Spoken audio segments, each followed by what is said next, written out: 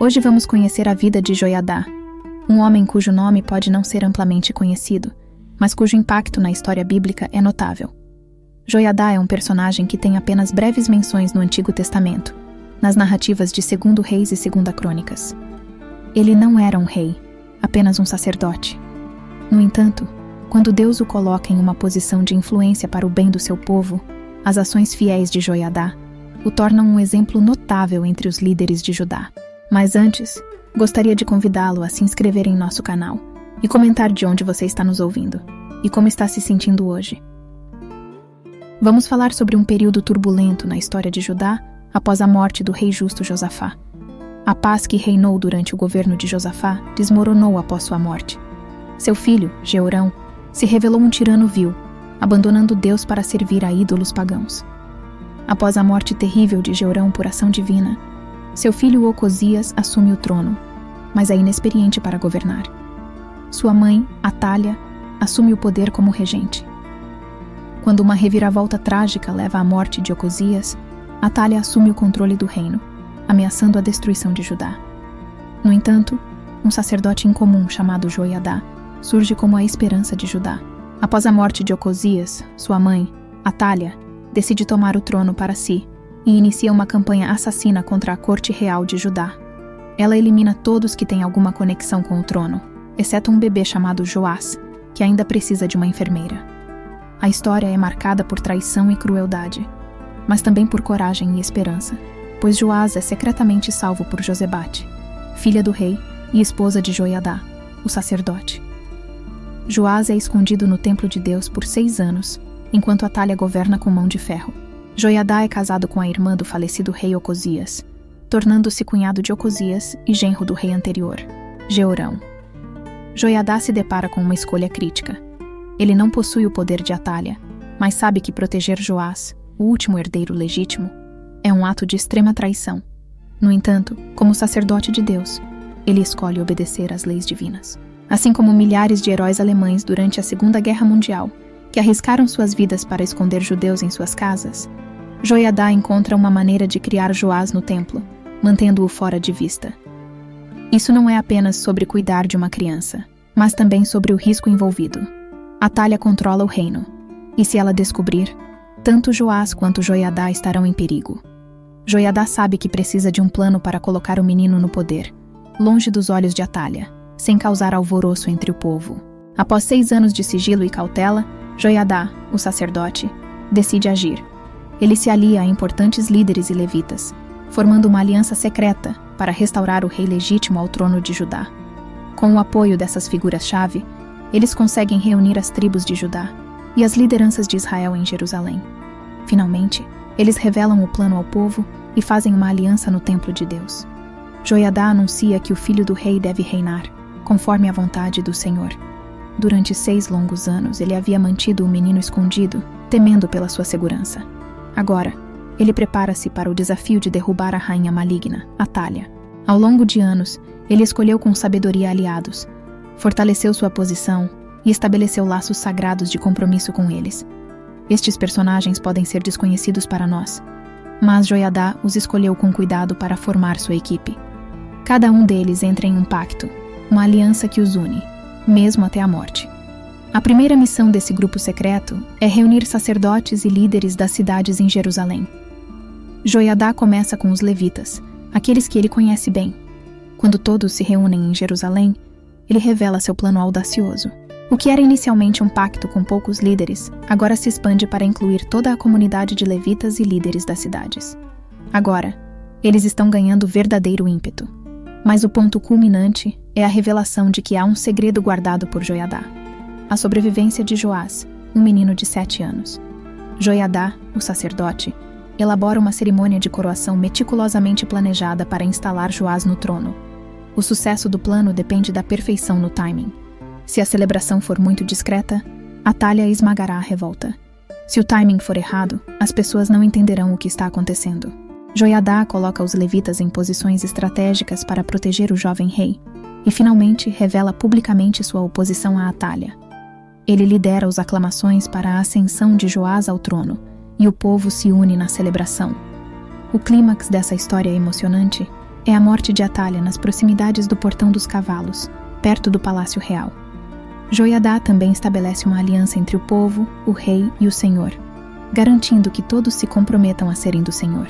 Após a coroação de Joás, o povo vai ao templo de Baal e o destrói, quebrando altares e imagens, e matando o sacerdote de Baal, Matã.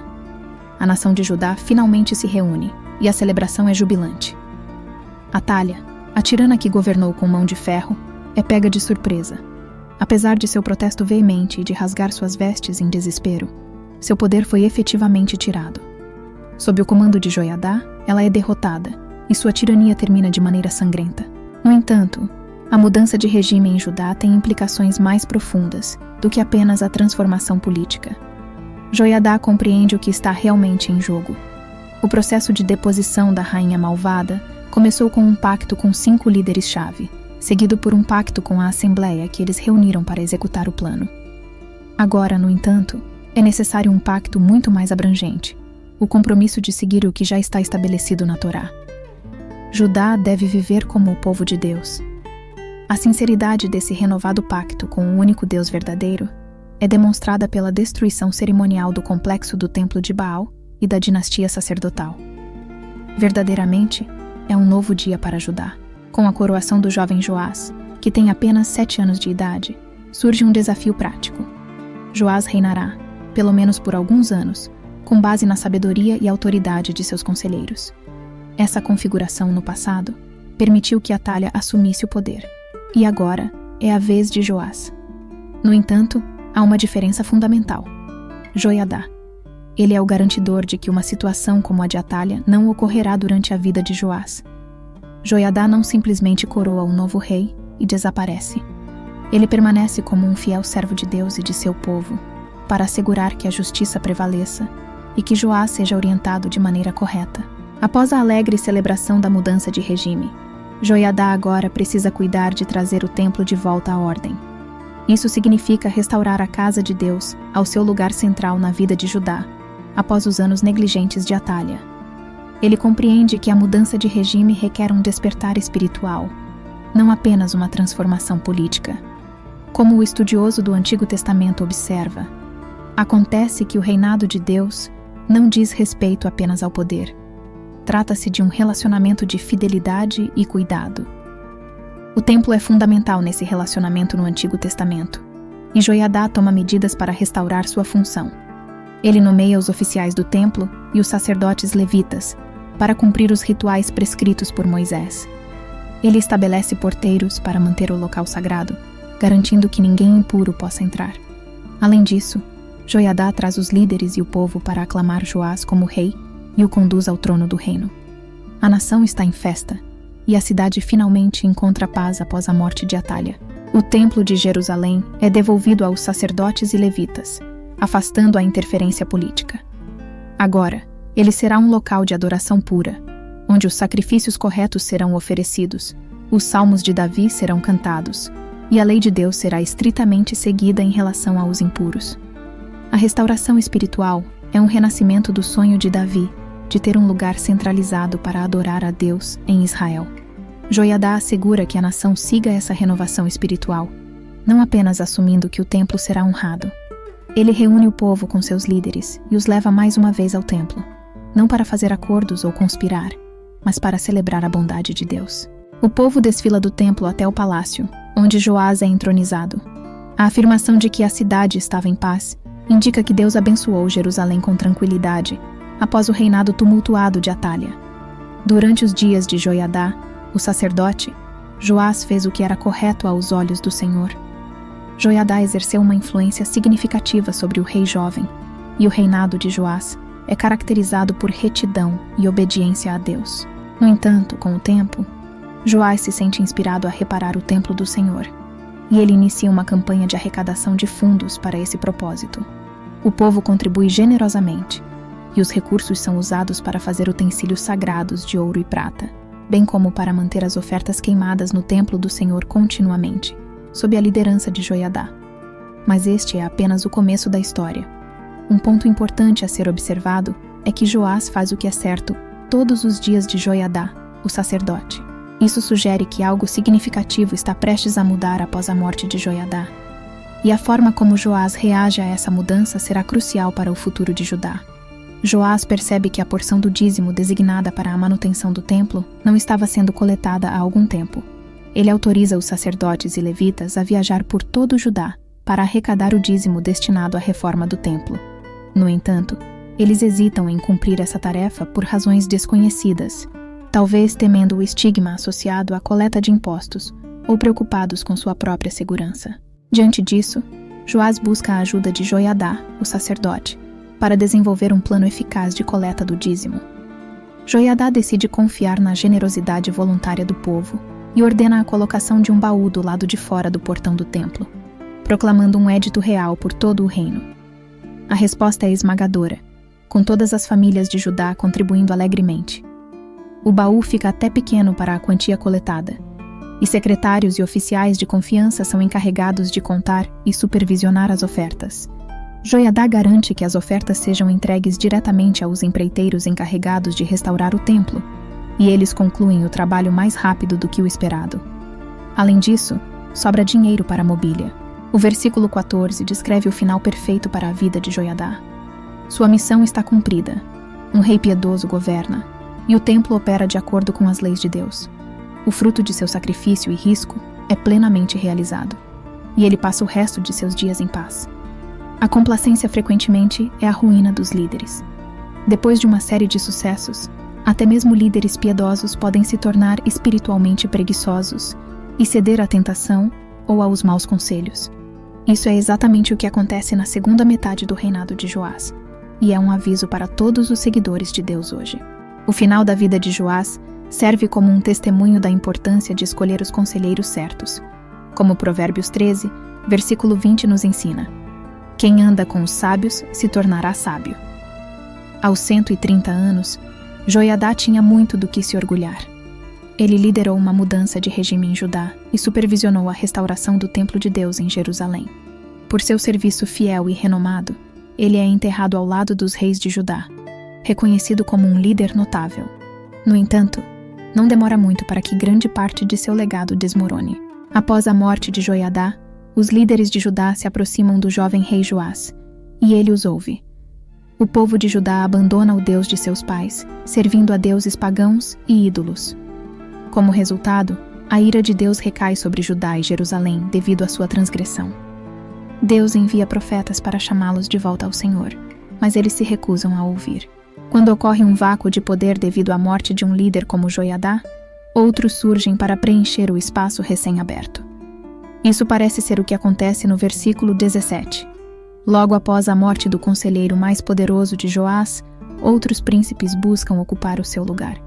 Eles se aproximam prestando homenagem a Joás, sem dúvida dizendo a ele o que ele quer ouvir.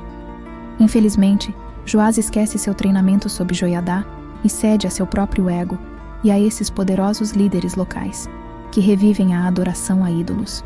Joás era uma criança quando esses deuses eram anteriormente adorados em Judá. Talvez ele fosse muito jovem para lembrar qualquer coisa daqueles dias. Talvez os príncipes das cidades de Judá tenham conseguido convencê-lo de que o sincretismo religioso era aceitável ou até preferível. Mesmo em sua ira, Deus continua a atrair misericordiosamente o reino de Judá. Ele envia múltiplos profetas na tentativa de fazer os líderes de Judá voltarem seus corações para Deus. No entanto, é em vão. Ninguém os ouve. Que queda miserável dos anos anteriores de Joás. Esse jovem rei que tinha o desejo de restaurar o templo de Deus aos dias do esplendor de Salomão, agora se prostra diante de ídolos pagãos de madeira, pedra e metal. No entanto, sua queda está apenas começando. Mesmo no meio do caos do estado de recaída de Joás, a influência de Joiadá persiste. Seu filho assumiu o sacerdócio em seu lugar, e Zacarias pode falar com a autoridade dessa linhagem. No entanto, ele não consegue operar com a habilidade de liderança de seu pai. Indo diretamente ao povo, ele realiza um comício público, repreendendo o povo por desobedecer aos mandamentos de Deus. Sem conseguir apoio dos líderes de Judá, Zacarias está praticamente condenado. Ninguém quer ouvir o chamado claro de Zacarias. Eles estão satisfeitos com sua situação religiosa. Ironicamente, arrastando-o para o templo de Deus, eles o apedrejam até a morte. Enquanto morre, Zacarias diz: "Que o Senhor veja isso e peça contas a você, Joás." O desejo moribundo de Zacarias se concretiza no final desse mesmo ano. Com uma pequena força, o rei de Damasco, na Aram, Síria, marcha para invadir Judá, devastando a força maior de Judá e saqueando as cidades de Judá. Joás, ferido, poderia ter se recuperado se não fossem seus próprios funcionários que o mataram em sua cama. Na verdade, a morte de Zacarias é o catalisador para esse assassinato. Joás morre envergonhado, um triste testemunho das consequências de abandonar Deus. Esta é uma história de advertência sobre a importância da fidelidade a Deus e as consequências da apostasia.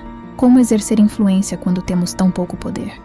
Afinal, a menos que você seja um líder político, pastor, líder militar, chefe de uma empresa ou ocupe algumas poucas posições de destaque, é provável que passe mais tempo seguindo as diretrizes de líderes superiores do que dando ordens aos subordinados. Assim como Joiadá teve que encontrar uma maneira de usar a influência limitada que tinha para avançar o reino de Deus, muitas vezes nos vemos presos em uma estrutura de poder, mas desejamos fazer a diferença.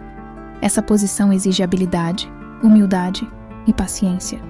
Talvez a ordem de Jesus em Mateus 10, versículo 16, para ser astuto como serpentes e inofensivos como pombas, seja aplicável. Encontrar uma maneira de usar a influência que temos sobre as pessoas certas para o bem máximo. Com frequência, aqueles que fazem isso bem são os mais desconhecidos. Então, o que essa história significa para nós hoje? À medida que entramos em um novo ano ou em qualquer nova temporada de nossas vidas, podemos aprender com o exemplo de Joiadá. A única esperança para a nossa nação, ou para cada um de nós, é renovar nossa aliança com Deus. Devemos nos comprometer com Ele e orar para que outros se juntem a nós nesta jornada piedosa de influência e transformação. No final das contas, a história de Joiadá nos lembra que, mesmo em tempos desafiadores, podemos fazer a diferença vivendo vidas piedosas e influenciando o mundo ao nosso redor. Portanto, ao avançarmos para o futuro, vamos nos inspirar na liderança de Joiadá e renovar nosso compromisso de sermos o povo de Deus. O melhor lugar para conhecer as histórias dos personagens bíblicos é na Bíblia. Então gostaria de convidar a todos vocês a lerem a Bíblia todos os dias. Estou deixando aqui, no primeiro comentário fixado, a sugestão da Bíblia que uso para meus estudos bíblicos e as que minha família tem aqui em casa. Se você gostou desse vídeo, não se esqueça de clicar no like, se inscrever em nosso canal e compartilhá-lo com seus amigos. Juntos, vamos causar um impacto positivo em nosso mundo, assim como Joiadá fez em seu tempo. Obrigado por assistir e nos vemos no próximo. Que a presença de Deus seja uma constante em sua vida, trazendo bênçãos, alegria e amor. Deus os abençoe.